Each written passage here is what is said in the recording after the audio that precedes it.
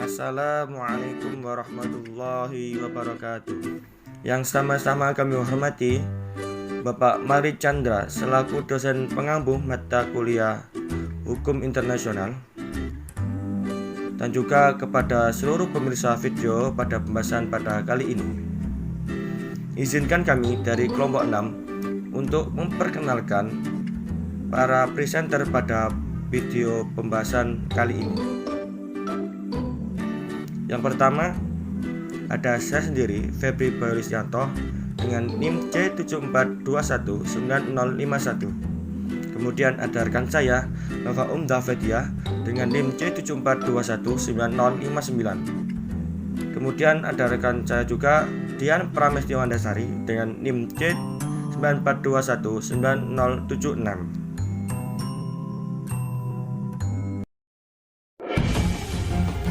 Dalam dunia internasional, menjalin hubungan internasional adalah suatu hal yang mutlak dan tidak bisa dihindari oleh setiap negara. Hal ini sudah tertuang di dalam Konvensi Montevideo 1933 yang menyatakan bahwa syarat dari terbentuknya negara ialah salah satu poin yang paling penting, yaitu mampu menjalin hubungan internasional dengan negara lain. Tujuannya adalah adanya saling membutuhkan satu negara dengan negara lainnya, karena tidak ada satu negara yang dapat memenuhi kebutuhan negaranya sendiri tanpa bantuan dari negara lain. Dengan cirinya negara menjalin hubungan internasional, maka suatu negara akan mendapatkan suatu dampak, yaitu dampak positif maupun dampak negatif. Dampak negatif yang merupakan suatu konflik internasional akan kami tuntas pada video pembahasan pada kali ini.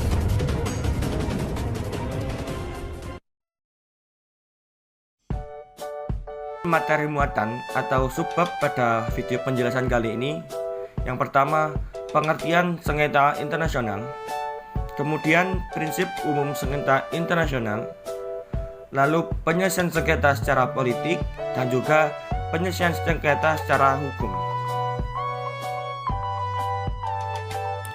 Sengketa internasional terdiri dari dua kata, yakni sengketa dan internasional.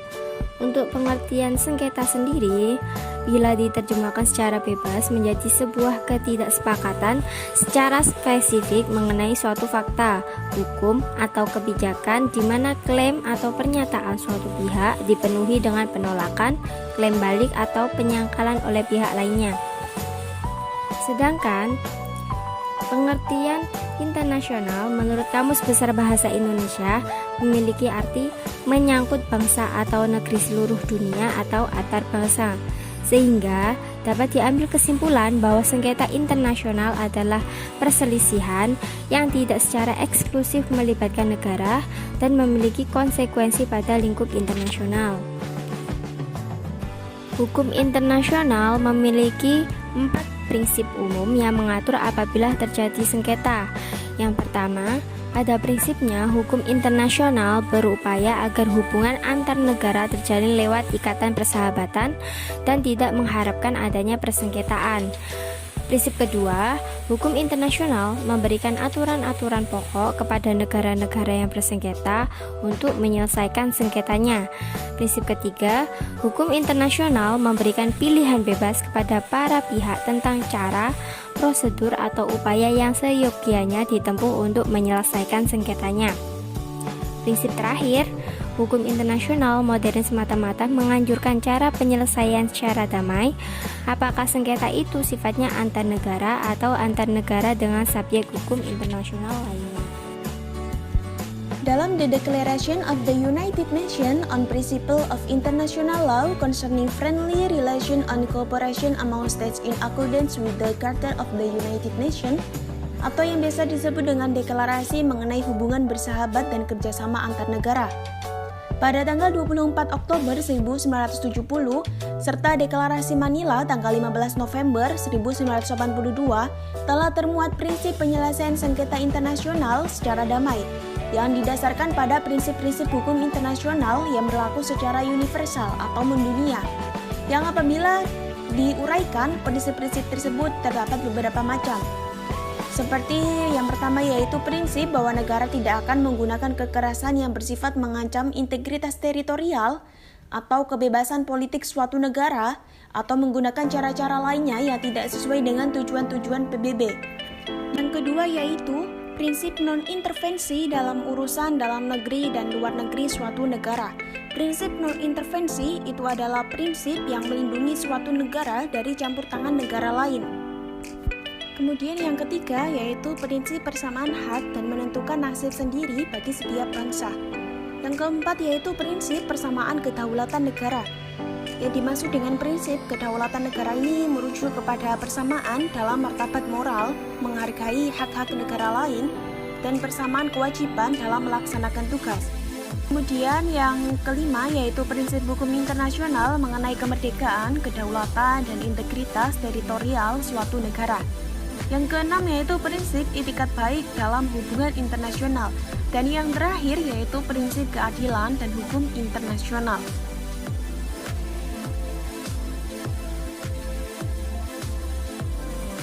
Secara garis besar, metode penyelesaian sengketa dapat digolongkan dalam dua kategori.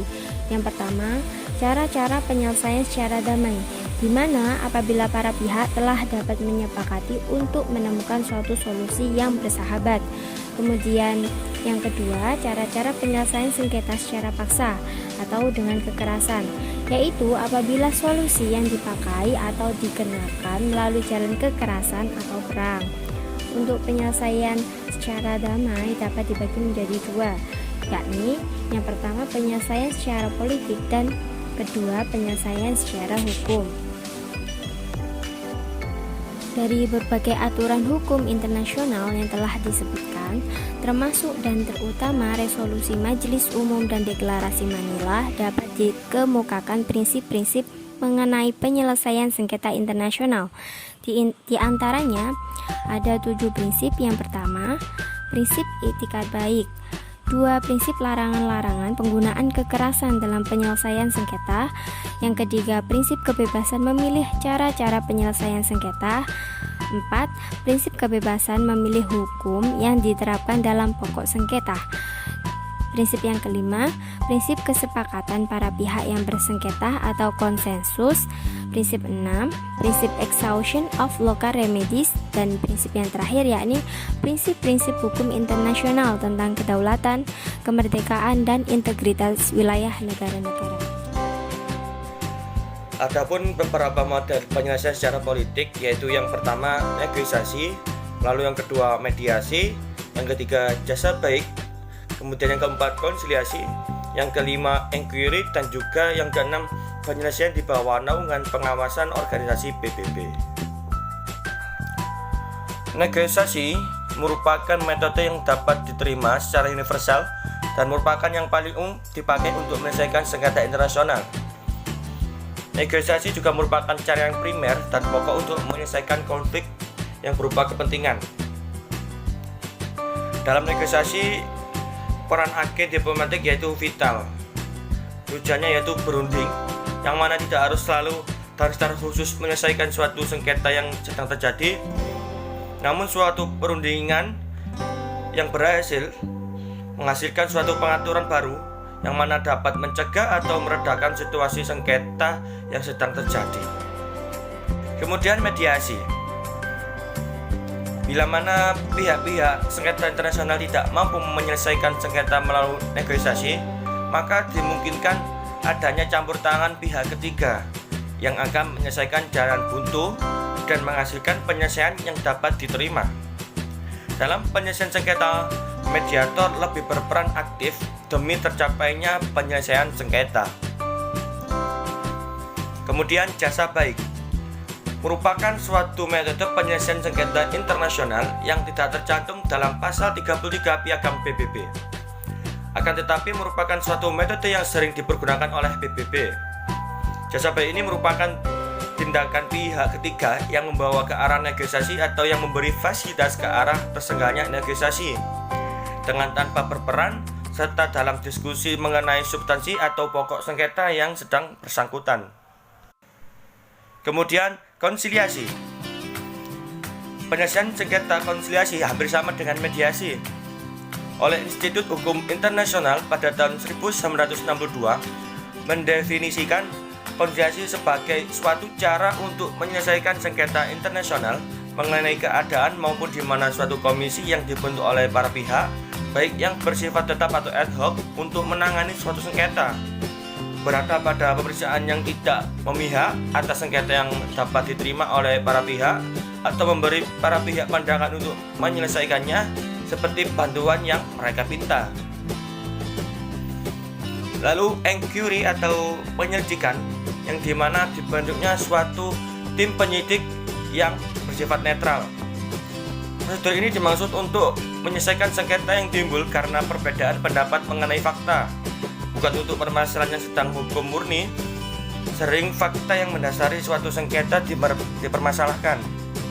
Dalam hal ini, penyelesaian komisi yang tidak memihak akan mampu memudahkan penyelesaian suatu sengketa internasional. Lalu penyelesaian di bawah naungan atau pengawasan organisasi PBB. Perserikatan Bangsa-Bangsa sebagai organisasi internasional mempunyai peranan yang sangat penting dalam percaturan politik internasional pada dewasa ini. Hal tersebut sebagaimana digariskan pada pasal 1 Piagam Perserikatan Bangsa-Bangsa yang menyangkut perdamaian dan keamanan internasional. Sebagian besar tanggung jawab Perserikatan Bangsa-Bangsa yaitu untuk menyelesaikan sengketa-sengketa internasional antara negara-negara yang merupakan salah satu tujuannya dari organisasi tersebut. Selanjutnya yaitu penyelesaian secara hukum, di mana penyelesaian secara hukum itu merupakan bagian daripada penyelesaian sengketa secara damai. Pada dasarnya, penyelesaian sengketa secara damai ini dibagi menjadi dua bagian, yaitu penyelesaian sengketa melalui pengadilan serta di luar pengadilan. Apabila melalui pengadilan dapat ditempuh atas dua bagian, yaitu arbitrase internasional serta pengadilan internasional. Penyelesaian secara hukum ini merupakan proses untuk menyampaikan perselisihan kepada Mahkamah Internasional untuk memperoleh sebuah keputusan.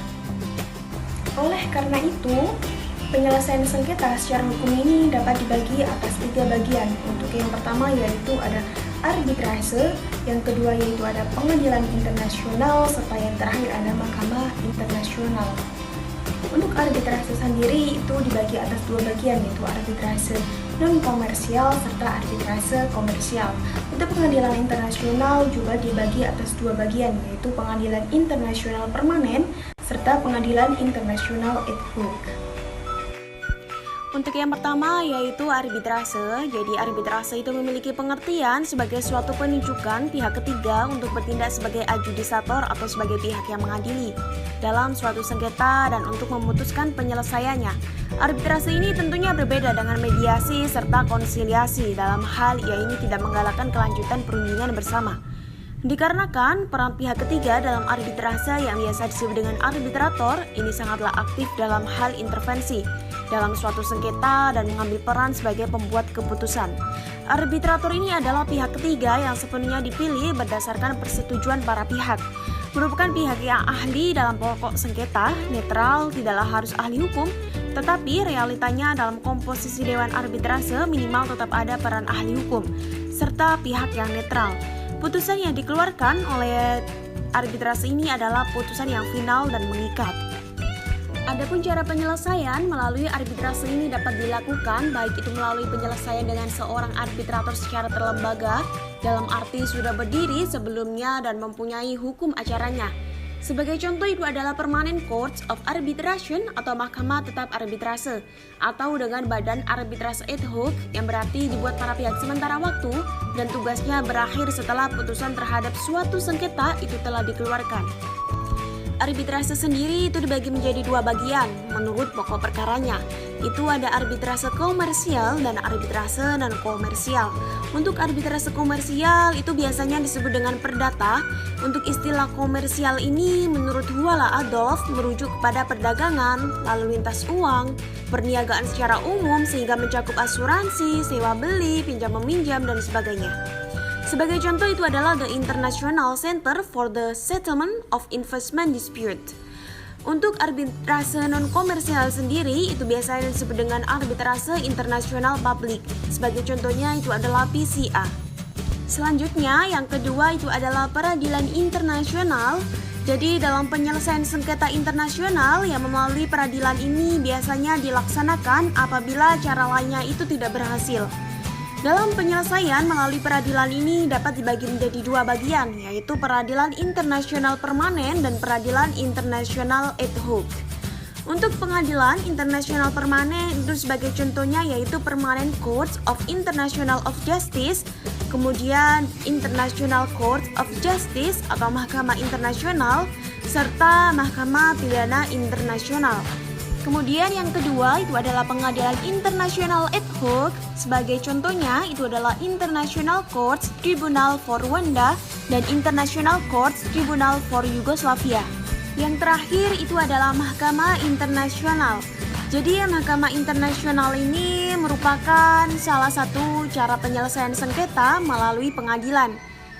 Kemudian Mahkamah Internasional ini merupakan organ judisial utama daripada PBB dan juga bagian dari hukum internasional. Fungsi daripada Mahkamah Internasional sendiri itu adalah menyelesaikan serta memutus perkara yang diajukan oleh negara-negara yang bertikai sesuai dengan hukum internasionalnya. Keberadaan Mahkamah Internasional sendiri ini untuk mewujudkan tujuan utama dari PBB, yaitu untuk menyelesaikan sengketa secara damai sesuai dengan prinsip-prinsip keadilan dan hukum internasionalnya. Yurisdiksi yang dimiliki oleh Mahkamah Internasional yang diatur dalam piagam PBB itu ada dua. Yang pertama yaitu untuk memutus sengketa sesuai dengan hukum internasional permasalahan-permasalahan hukum yang diajukan oleh negara-negara. Untuk yang kedua yaitu memberikan advisory opinion dalam hal permasalahan-permasalahan yang berkenaan hukum yang diajukan oleh negara melalui rekomendasi dari Dewan Keamanan dan diputus dalam Majelis Umum PBB. Terima kasih telah bersedia menyimak video pembahasan kami. Dapat kita simpulkan bahwa penyelesaian sengketa internasional dibagi atas dua cara garis besar. Yang pertama secara politik dan juga yang kedua secara hukum. Secara politik diantaranya melalui negosiasi, mediasi, jasa baik, konsiliasi, inquiry, dan juga penyelesaian di bawah naungan atau pengawasan organisasi PBB. Kemudian penyelesaian secara hukum yaitu melalui arbitrase dan juga peradilan internasional dan mahkamah internasional. Kami dari kelompok 6 mohon izin undur diri dan juga kami mohon maaf atas segala kekurangan. Semoga video ini bermanfaat. Ihdinas siratal mustaqim. Assalamualaikum warahmatullahi wabarakatuh.